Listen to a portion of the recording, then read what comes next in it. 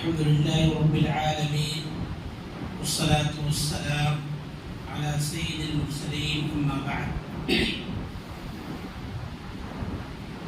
الحمد لله رب العالمين الرحمن الرحيم مالك يوم الدين. وقال تعالى: أعوذ بالله من الشيطان الرجيم وسخر لكم الشمس والقمر دائبين وسخر لكم الليل والنهار وآتاكم من كل ما سألتموه وإن تعدوا نعمة الله لا تحصوها إن الإنسان لظلوم كفار. محترم حضرات، بزرگوں، نوجوان ساتھیوں، پردہ نشین خواتین اسلام، عزیز بچوں، آج کی اس ہفتہ واری انجمن میں اور ہفتہ واری اجتماع میں درس کا عنوان ہے انسانی زندگی میں وقت کی اہمیت. محترم حضرات، معزز خواتین، اللہ تعالیٰ نے الحمدللہ ہمیں بے شمار نعمتوں سے نوازا ہے. اللہ رب العالمین نے خود فرمایا: وَإِن تَعُدُّوا نِعْمَةَ اللَّهِ لَا تُحْصُوهَا. اگر تم اللہ تعالیٰ کی نعمتوں کو گننا چاہو، شمار کرنا چاہو، تو تم ان کا احصاء نہیں کر سکتے، ان کو شمار نہیں کر سکتے. ان الانسان لظلوم کفار. پھر بھی اللہ نے فرمایا کہ ان تمام نعمتوں کے باوجود انسان کی حقیقت، انسان کی حالت یہ ہے کہ انسان بڑا ہی ظالم ہے اور بڑا ہی ناشکرا ہے. اللہ تعالیٰ نے اپنی انہی نعمتوں کی تفصیل بیان کیا: وَسَخَّرَ لَكُمُ الشَّمْسَ وَالْقَمَرَ دَائِبَيْنِ. اللہ تعالیٰ نے تمہارے لیے سورج اور چاند کو مسخر کیا، ڈیوٹی پر لگا دیا، یہ برابر چلتے رہتے. اسی نے تمہارے لیے آسمانوں کو پیدا کیا، زمین کو پیدا کیا. آسمان سے موسلا دھار بارش کا نزول کرتا ہے جس سے فصلیں تیار ہوتی ہیں، اور اسی نے دریاؤں اور نہروں کا سلسلہ جاری کیا. اس میں کشتیاں اور بڑے بڑے جہاز چلتے ہیں جو سامان ایک جگہ سے دوسری جگہ منتقل کرنے کا کام دیتے ہیں. تو اللہ تعالیٰ نے تمام نعمتوں کا تذکرہ کرتے ہوئے فرمایا: وَسَخَّرَ لَكُمُ اللَّيْلَ وَالنَّهَارَ. اللہ تعالیٰ نے رات اور دن کو تمہارے لیے کام میں لگا دیا. تو رات اور دن یہ اللہ تعالیٰ کی بہت بڑی نعمت ہے، اور یہی وقت ہے. اللیل کا مطلب رات، نہار کا مطلب دن، اور پوروں کو ملا کر یوم کہا جاتا ہے، اور اسی کا نام وقت ہے. ہم اور آپ اندازہ لگائیں، اللہ تعالیٰ نے دن اور رات کی قسم کھائی. وقت کی اہمیت کو بتانے کے لیے دن اور رات، اور اسی طرح سے جو ہے بعض اوقات اور بعض ساعتوں کی اللہ نے قسم کھائی. سورہ لیل پڑھیں آپ، سورہ شمس پڑھیں آپ. اللہ نے فرمایا: واللیل اذا یغشی. قسم ہے رات کی جب وہ چھا جائے، ہر طرف اندھیرا پھیل جائے. والنہار اذا تجلی. قسم ہے دن کی جب اجالا ہو جائے، روشن ہو جائے. اللہ تعالیٰ نے خاص طور پر فجر کے وقت کی قسم کھائی. والفجر. قسم ہے فجر کی، فجر کے وقت کی. والضحیٰ. قسم ہے چاشت کے وقت کی. والعصر. قسم ہے عصر کے وقت کی. تو دیکھیں جس طرح سے اللہ تعالیٰ خود عظیم الشان ہے، اللہ تعالیٰ عظمت والا ہے، اسی طرح سے جو چیزیں اللہ کی نظر میں محترم اور عظمت والی ہوتی ہیں، اللہ تعالیٰ انہی چیزوں کی قسم کھاتا ہے. تو یہ چیزیں اللہ کی نظر میں بڑی اہمیت کی حامل ہیں۔ ان تمام تفصیلات کا خلاصہ یہ ہے کہ وقت اللہ تعالیٰ کی بہت بڑی نعمت ہے اور وقت کی اللہ کی نظر میں بڑی اہمیت ہے۔ اللہ کی نگاہ میں وقت کی بڑی اہمیت ہے، اس لیے اللہ تعالیٰ نے ہر کام وقت پر مقرر کیا۔ روزے کا اپنا وقت ہے، نمازوں کا اپنا وقت ہے، حج کا اپنا وقت ہے، اسی طرح سے زکوٰۃ کی ادائیگی کا بھی اپنا وقت ہے۔ سال پورا ہونے کے بعد زکوٰۃ ادا کرنا ہے۔ ہر عبادت کے لیے اللہ رب العالمین نے وقت مقرر کر دیا، لہذا ہم بھی وقت کی اہمیت کو سمجھیں اور وقت جیسی نعمت اللہ نے نوازا ہے ہم اس کی قدر کریں، اس سے صحیح معنوں میں فائدہ اٹھانے کی کوشش کریں۔ دیکھیں نبی کریم جناب محمد الرسول اللہ صلی اللہ علیہ وسلم کا فرمان ہے، صحیح بخاری کی حدیث ہے، نعمتانی مغبون فیہما کثیر من الناس، دو نعمتیں ایسی ہیں کہ جن میں اکثر و بیشتر لوگ غفلت میں پڑے ہوئے ہیں۔ کتنی نعمتیں؟ دو نعمتیں۔ دو نعمتیں ایسی ہیں اللہ کی کہ جن کے بارے میں اکثر لوگ فریب، دھوکے اور غفلت میں پڑے ہوئے ہیں۔ وہ دو نعمتیں کیا ہیں؟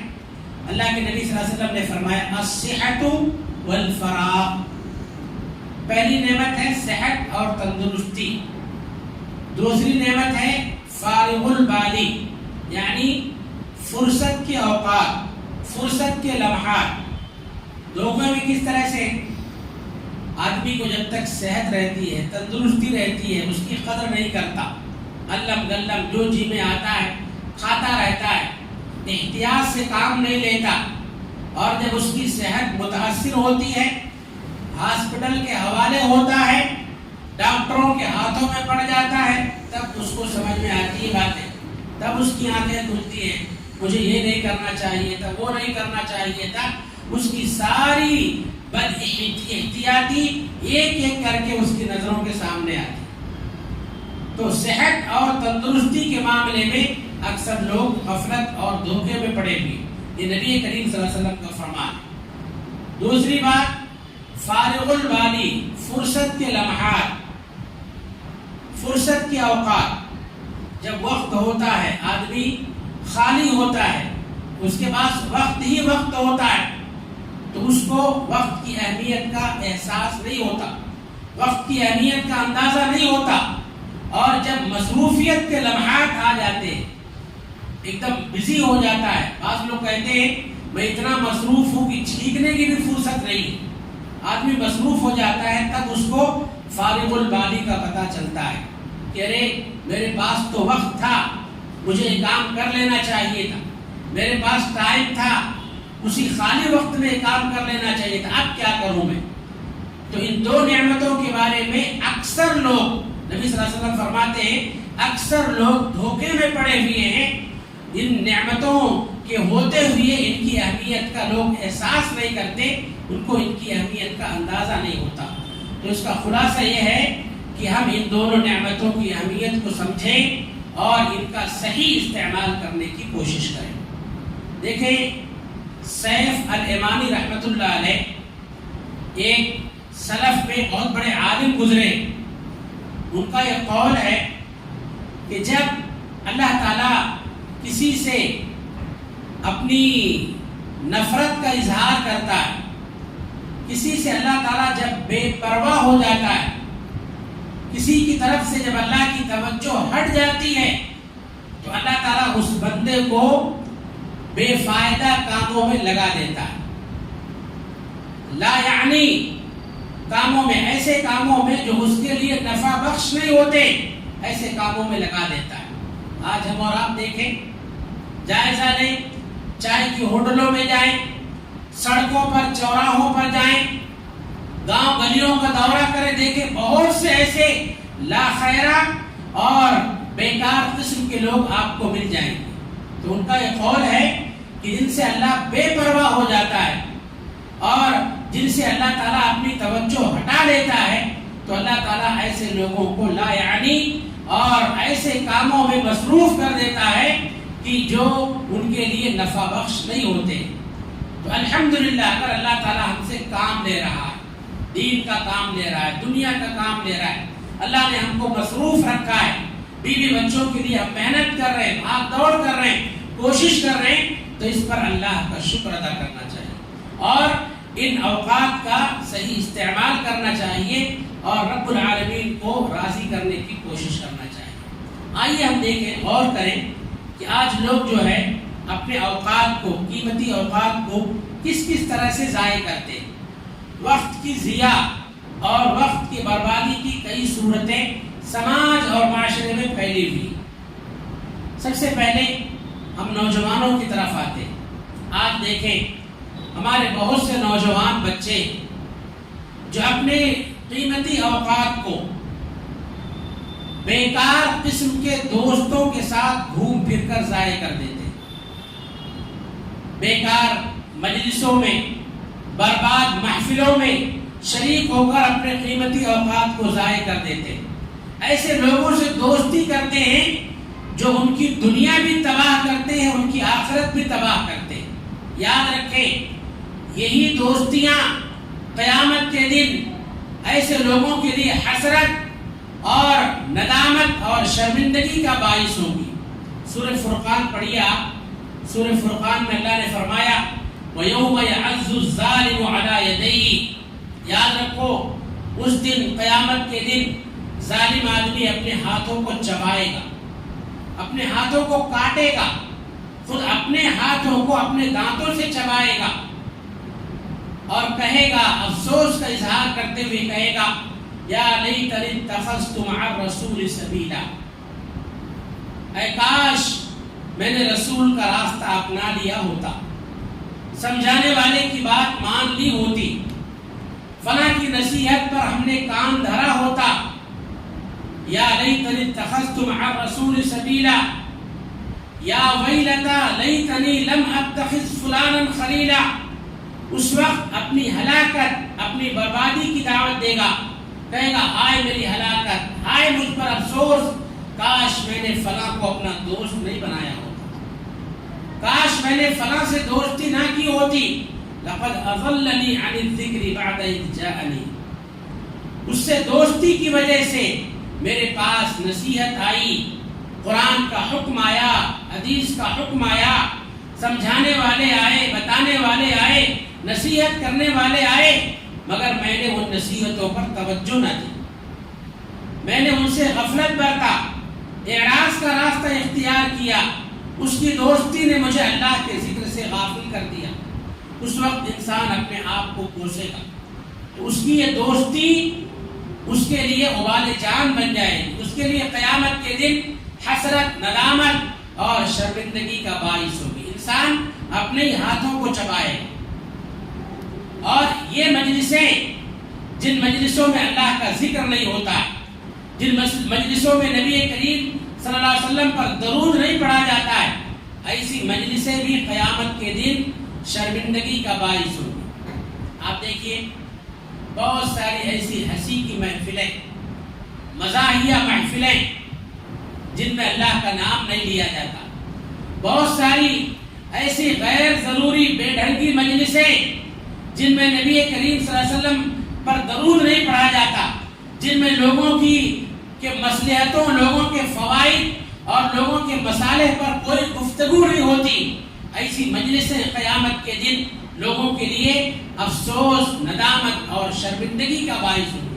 اللہ کے نبی صلی اللہ علیہ وسلم خود فرماتے ہیں، آپ صلی اللہ علیہ وسلم خود وضاحت فرماتے ہیں، ما جلس قوم مجلسا لم يذكروا الله ولم يصلوا على نبيهم. جو لوگ ایسی مجلسوں میں، ایسی محفلوں میں جاتے ہیں کہ جن مجلسوں میں اللہ کا ذکر نہیں کیا جاتا، نبی پر درود نہیں پڑھا جاتا، الا كان مجلسهم عليهم ترة يوم القيامة. قیامت کے دن یہی مجلسیں اس کے لیے حسرت، افسوس اور شرمندگی کا باعث ہوگی. ان شاء عفا عنهم وان شاء اخذهم. اگر اللہ چاہے تو ان کو معاف کر دے، اگر اللہ چاہے تو ان کو عذاب سے دوچار کرے. تو معلوم کیا ہوا کہ برے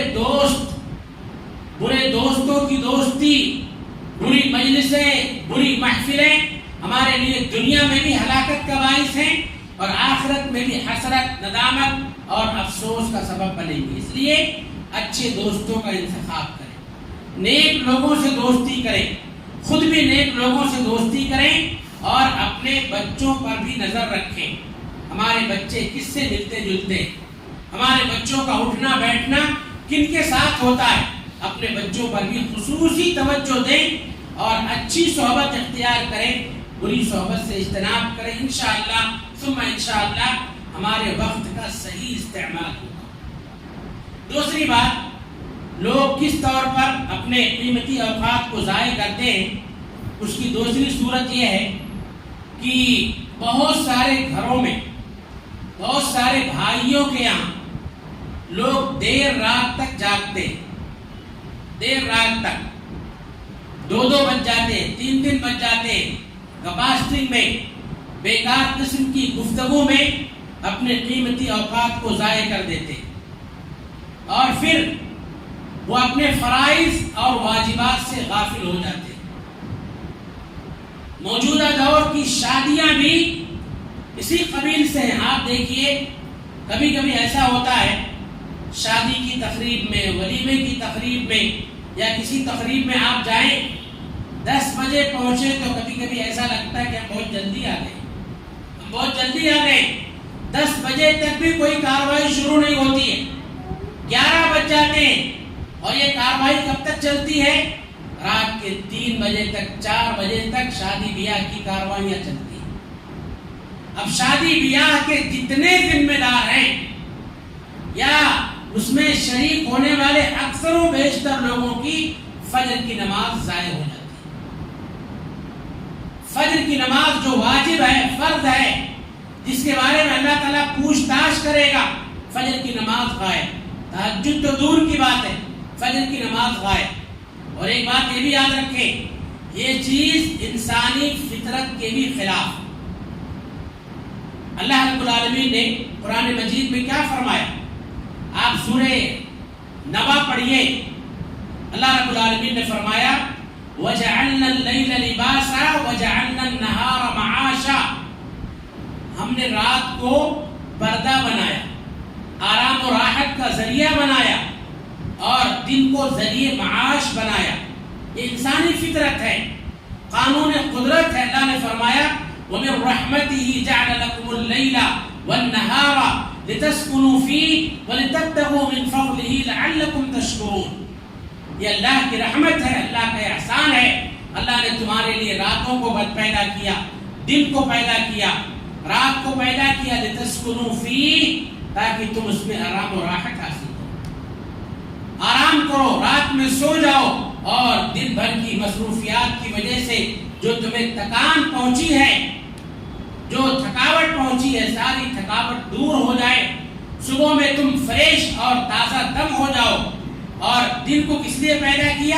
لِتَبْتَغُوا مِن فَضْلِهِ، تاکہ دن میں محنت کرو، جفا کشی کرو اور اللہ رب العالمین کا دیا ہوا فضل تلاش کرو۔ یہ اللہ کا قانون ہے، قانون قدرت ہے، اور انسانی فطرت یہی ہے کہ راتوں کو سویا جائے اور دن میں مصروف رہا جائے، محنت کیا جائے، حلال رزق کے لیے بھاگ دوڑ کیا جائے۔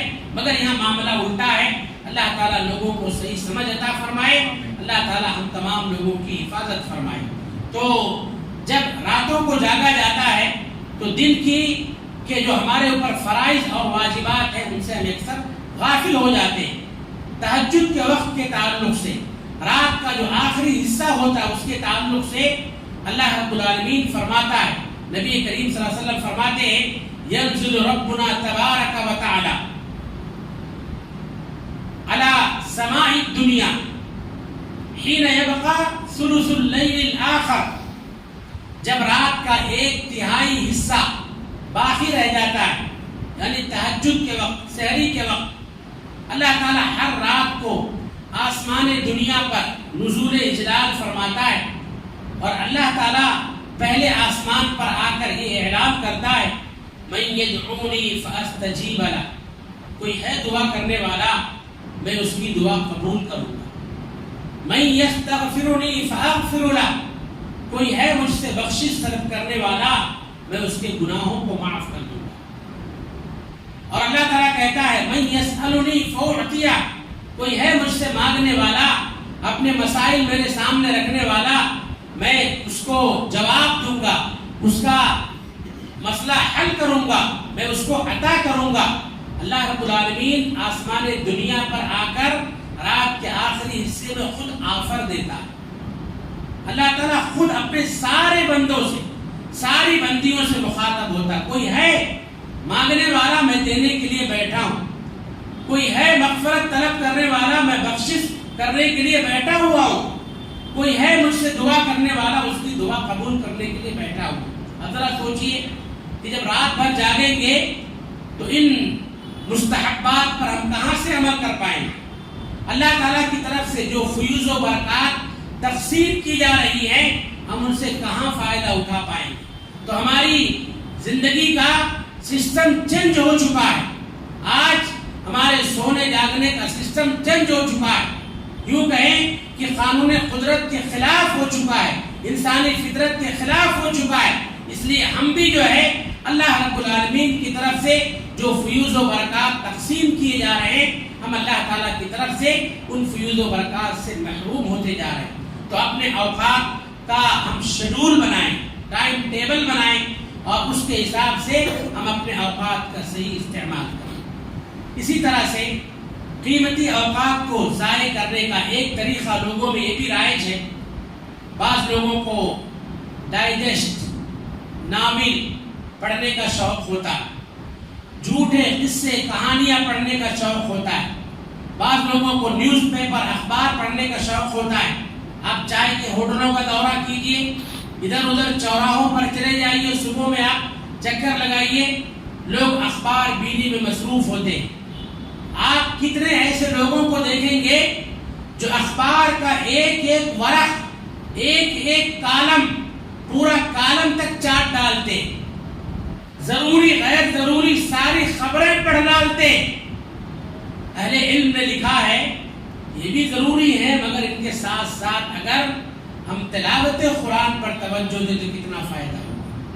ان کے ساتھ ساتھ اگر ہم قرآن کی تفسیر پڑھیں، ایک ایک آیت، دو دو آیت کر کے قرآن کو معنی اور مفہوم کے ساتھ سمجھ کر پڑھنے کی کوشش کریں تو کتنا فائدہ ہوگا. نبی کریم صلی اللہ علیہ وسلم کی سیرت، آپ کی پاک زندگی کا مطالعہ کریں تو کتنا فائدہ ہوگا. صحابہ کرام کی زندگیاں پڑھیں تو کتنا فائدہ ہوگا. ہمارا وقت، ہماری پوری زندگی انشاءاللہ ثم انشاءاللہ بابرکت ہو جائے گی. ان سچی جھوٹی کہانیوں میں اپنا قیمتی وقت برباد کرنے کے بجائے ضروری غیر ضروری خبروں کے پیچھے پڑھ کر اپنے قیمتی اوقات ضائع کرنے کے بجائے قرآن و حدیث سے اپنے آپ کو جوڑیں، نبی کریم اور صحابہ کی سیرت کا مطالعہ کریں تو انشاءاللہ ثم انشاءاللہ ہماری زندگی بابرکت ہو جائے. میرے بھائیوں، معزز ماں اور بہنوں، ہم اپنے قیمتی اوقات کو کس طرح سے ضائع کرتے ہیں، اس کا ایک طریقہ یہ بھی ہے. بعض لوگ کثرت سے ٹی وی دیکھتے ہیں. موجودہ دور میں تو ٹی وی کا اتنا چلن نہیں ہے. موجودہ دور کا سب سے بڑا فتنہ کیا ہے؟ موبائل. سب سے بڑا فتنہ موبائل ہے. ایک کلک پر ساری واہیات آپ کے سامنے کھل کر آ جاتی ہے. ایک کلک پر ایک بٹن دبائیے، ساری واہیات، ساری مغلطات آپ کے سامنے. اور معاف کیجئے، خاص طور پر میں خواتین سے کہنا چاہتا ہوں، اپنی ماں اور بہنوں سے کہنا چاہتا ہوں، ہماری بہت ساری مائیں، بہت ساری بہنیں، ہماری بہت ساری بیٹیاں جن کو سیریل بینی کی عادت ہے، اور آج کل ایک نیا چلن نکل گیا پاکستانی ڈرامے، نعوذ باللہ.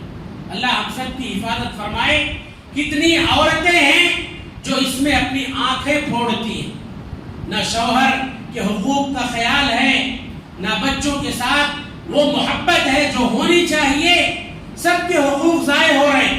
شوہر کے حقوق ضائع ہو رہے ہیں، بچوں کے حقوق ضائع ہو رہے ہیں، رشتہ داروں کے حقوق ضائع ہو رہے ہیں. مگر ہمیں ہمارا شوق پورا ہونا چاہیے. یاد رکھیں، اللہ رب العالمین نے قرآن مجید میں جگہ جگہ فرمایا ہے، ان السمع والبصر والفؤاد کل اولئک کان عنہ مسئولا.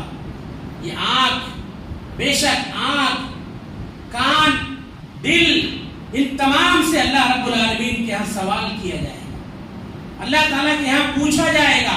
اللہ فرماتا ہے یعلم خائنۃ الاعین وما تخفی الصدور، اللہ آنکھوں کی خیانت کو جانتا ہے، دلوں میں جو غلط ارمان پالے جاتے ہیں اللہ تعالیٰ ان کو بھی جانتا ہے، غلط خیالات پیدا کیے جاتے ہیں اللہ ان کو بھی جانتا ہے۔ اللہ تعالیٰ ہماری کسی چیز سے مخفی نہیں ہے۔ تو سوشل میڈیا میں پڑھ کر یا موبائل فتنے میں پڑھ کر ہمارے اوپر جو فرائض ہیں، جو حقوق ہیں، جو واجبات ہیں اللہ کے لیے ان سے غافل نہ ہو۔ اور یہ جو موجودہ دور کا بہت بڑا فتنہ ہے، اس فتنے سے اپنے آپ کو بچائیں۔ میرے بھائیوں، موبائل جو ایجاد کیا گیا تھا ایک اہم ضرورت کے لیے ایجاد کیا گیا تھا، تاکہ لوگ ایک دوسرے کو میسج بھیج سکیں، ایک دوسرے کو کال کر سکیں، مگر آج جو ہے وہ ضرورت رہی نہیں گئی ہے۔ جس ضرورت کے لیے ایجاد کیا گیا تھا اس کا کہیں اتا پتہ بھی نہیں ہے۔ مہینہ دو مہینہ گزر جاتا، ہم رشتہ داروں کی خیریت نہیں لیتے۔ فری کالنگ ہے، فری میسجنگ ہے، مگر ہمیں کسی کا حال پوچھنے کی فرصت نہیں ہوتی ہے۔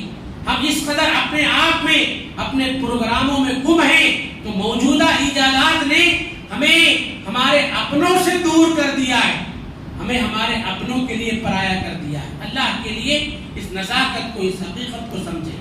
ہاں الحمدللہ اس کے بہتر استعمالات بھی ہیں۔ آپ اس کے ذریعے سے بہترین علم حاصل کیجئے، اچھے خطبہ، اچھے مقررین کا لیکچر، ان کی اسپیچ، ان کا خطاب سنیے آپ، یا بہت سارے مستند ویب سائٹ ہیں، وہاں جا کر آپ علم حاصل کیجئے۔ آن لائن آپ دینی کلاس پہ جڑ کر اس سے علم حاصل کیجئے، اور الحمدللہ اس کے ذریعے سے آپ دین کی تبلیغ کیجئے اور بہترین پروگراموں کو آپ شیئر کیجئے۔ اس کے بہتر فوائد ہیں، بہتر استعمالات ہیں، بہتر استعمال کریں اور برے استعمال سے بچیں۔ یاد رکھیں، یہ جو خرابیاں ہمارے اندر پیدا ہو رہی ہیں، جو ہمارے لیے بہت مہلک ہیں، بہت ہی مضر اور خطرناک ہیں، اس کی وجہ کیا ہے جانتے ہیں؟ ہم میں سے اکثر و بیشتر لوگوں کا یہ خیال ہے کہ اللہ نے ہم کو یوں ہی پیدا کر دیا، اللہ نے ہم کو یوں ہی پیدا کر دیا، ہماری پیدائش کا، ہمارے جینے کا، ہماری زندگی کا کوئی مقصد ہی نہیں ہے۔ میرے بھائیوں، معزز ماں اور بہنوں، سب سے پہلے ہم اپنی زندگی کے مقصد کو سمجھیں۔ اللہ نے کیا فرمایا؟ اللہ رب العالمین نے فرمایا افحسبتم انما خلقناکم عبثا، کیا تم نے یہ سمجھ لیا ہے کہ اللہ نے تمہیں عبث، بیکار پیدا کیا، بے مقصد پیدا کیا؟ وَأَنَّهُمْ إِلَيْنَا لَا يُرْجَعُونَ، اور اللہ کی طرف تم لوٹائے نہیں جاؤ گے۔ اللہ نے فرمایا فَتَعَالَى اللَّهُ الْمَلِكُ الْحَقُّ، اللہ تعالیٰ کی ذات بہت بلند ہے، اللہ کی ذات اس بات سے بہت اونچی ہے، بہت بلند ہے کہ اللہ تمہیں بے مقصد پیدا کرے، اور اللہ تعالیٰ برحق ہے، اس کی ذات برحق ہے۔ اللہ نے تمہیں بے مقصد پیدا نہیں کیا، بلکہ اللہ نے تمہیں با مقصد بنایا۔ ہماری پیدائش کا مقصد کیا ہے؟ وما خلقت الجن والانس الا ليعبدون، اللہ فرماتا ہے میں نے جن و انسان کو اس لیے پیدا کیا تاکہ وہ صرف میری عبادت کرے۔ تو ہماری زندگی کا، ہماری تخلیق کا، پیدائش کا مقصد کیا ہے؟ اللہ کی بندگی، اللہ کی عبادت، اللہ کی جو مرضی ہے، اللہ تعالیٰ کا جو منشا ہے، ہم اپنی زندگی اپنی مرضی سے نہیں، رب کی مرضی اور رب کی منشا سے گزارنے کی کوشش کریں۔ ہم کوئی کام ایسا نہ کریں جو اللہ اور اس کے رسول صلی اللہ علیہ وسلم کے فرمودات کے خلاف ہو۔ اللہ تعالیٰ نے ہم کو صحت دیا ہے، تندرستی دیا ہے، ہم اس صحت کا صحیح استعمال کریں اور زندگی میں ایسا کام کریں کہ جس سے ہمیں اللہ کی قربت نصیب ہو۔ اللہ تعالیٰ نے ہمیں وقت دیا ہے تو ہم وقت کی قدر کریں، وقت کا صحیح استعمال کریں، اس کو اللہ تعالیٰ کی مرضی کے کاموں میں لگائیں۔ یہ ہماری زندگی کا مقصد اور ہماری زندگی ہم کو پیدا کرنے کا جو ہے مقصد اللہ تعالیٰ نے بیان فرمایا۔ میری زندگی کا مقصد تیرے دین کی سرفرازی، میری زندگی کا مقصد تیرے دین کی سرفرازی، میں اسی لیے مسلمان، میں اسی لیے نمازی. ہر مسلمان کی سوچ اور ہر مسلمان کے اندر اسی طرح کا جذبہ ہونا چاہیے. اس تعلق سے اور مزید باتیں انشاءاللہ آئندہ درس میں باتیں آپ کے سامنے آئیں گی. تو آج کے درس میں وقت کی اہمیت اور وقت کو کیسے استعمال کرنا چاہیے اور کس کس طرح سے لوگ اپنے قیمتی اوقات کو ضائع کر رہے ہیں، قرآن و حدیث کی روشنی میں کچھ اہم اور ضروری باتیں اس تعلق سے بیان کی گئی ہیں. آئیے ہم اللہ تعالیٰ سے دعا کریں کہ رب العالمین تو ہم تمام لوگوں کو اپنے قیمتی اوقات کا صحیح استعمال کرنے کی توفیق عطا فرمائے. رب العالمین تو نے ہم کو صحت اور تندرستی جیسی نعمت سے نوازا ہے. اللہ تعالیٰ صحت اور تندرستی کی حالت میں ہم تمام لوگوں کو کما حقہ تیری عبادت، تیری اطاعت اور تیری فرما برداری کرنے کی توفیق عطا فرما. رب العالمین صحت اور تندرستی کے دور میں بیماری کے لیے زیادہ سے زیادہ سامان اور توشہ تیار کر لینے کی توفیق عطا فرما. رب العالمین وقت کو ضائع اور برباد کرنے کی جو صورتیں اور جو اسباب بتائے گئے ہیں، ایسے تمام اسباب سے اللہ تعالیٰ ہم تمام لوگوں کی حفاظت فرمائے. اللہ تعالیٰ ہم سب کو اپنی زندگی اور اپنی تخلیق کا اصل مقصد سمجھنے اور اس کو حاصل کرنے کی توفیق عطا فرمائے. رب العالمین دین کی تبلیغ کے لیے، دین کی نشر و اشاعت کے لیے ہم جو بھی محنت اور کوشش کر رہے ہیں، اللہ تعالیٰ ہم سب کی محنت اور کوشش کو قبول فرمائے. اور جس مجلس میں ہم بیٹھے ہوئے ہیں، اللہ تعالیٰ اس مجلس کو ہم تمام لوگوں کے لیے دنیا و آخرت میں نجات اور کامیابی کا ذریعہ بنائے. اس میں جتنے لوگ حاضر ہیں اللہ تعالیٰ سب کی مغفرت فرمائے، سب کی جائز ضرورتوں کو اللہ تعالیٰ پورا فرمائے. آمین ثم آمین. وآخر دعوانا الحمدللہ رب العالمین. والسلام علیکم ورحمۃ اللہ وبرکاتہ.